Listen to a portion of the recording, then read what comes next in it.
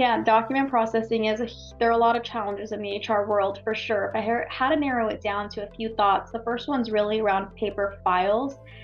HR departments are still struggling to manage the amount of sources that they come through at various times. For example, they're still getting documents through email, they're getting documents through PDF scans, they're getting them through web forms, downloads, and now it's causing a huge administrative burden, really taking those documents, extracting the data, putting it in the system, and then storing the data.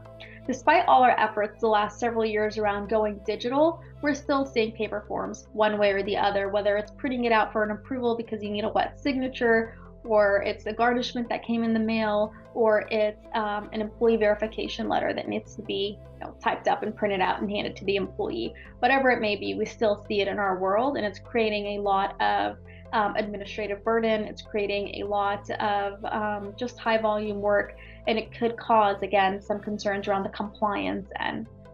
Which leads me to actually my third point, and it is compliance. Our documents, we're not just, HR is probably 40%, documentation, because it's important around what documents we have employees sign, the wording of those documents. Are those documents up to date? Are the IDs up to date? And it's really unrealistic to expect really any one person to ensure that we are in compliance from that aspect, hence the amount of internal audits that happen in the HR space.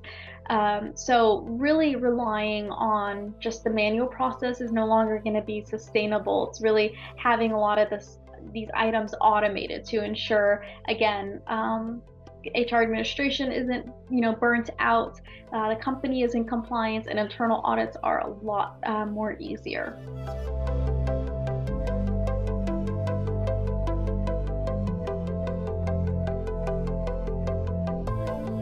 Document understanding can help tremendously in the HR world. If I think of a few cases, a few use cases, the first one's definitely going to be new hire paperwork. So really, important documents like I-9s, W-4s, confidentiality agreements, NDAs. So really ensuring that they are securely sent to an employee completes that information, and then really reviewing that data, ensuring that it's completed, extracting the data, putting it in the system, and storing it in one place is extremely beneficial in the HR world, as well as really from a benefits perspective, doctor's notes. So really those scanning in, being scanned in, and then being able to read the employee name, the effective date, and then processing it in the system accordingly, whether they are going off on a medical leave or being reinstated back from a medical leave. Another one is really around, a good one is garnishments as well. I mentioned those earlier. Those come in they can come in via email, they can come in, again, be downloaded through the web portal, or come in through the mail. And so really, regardless of how it's scanned in, the system technology is intricate enough to, again, read the information, the employee's name, the date, the amount on there, extract that, and then send it over to payroll to support with processing.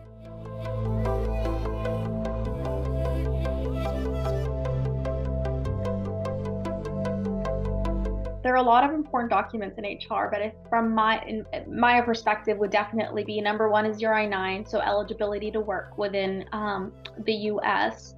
2 is going to be your W-4, which allows payroll to know how much taxes to withhold from your pay checks. And then 3, I'm going to go with job descriptions, just because the wording on there, it's so lucrative to ensure that there's not any kind of adverse impact. You're not discriminating against a specific group.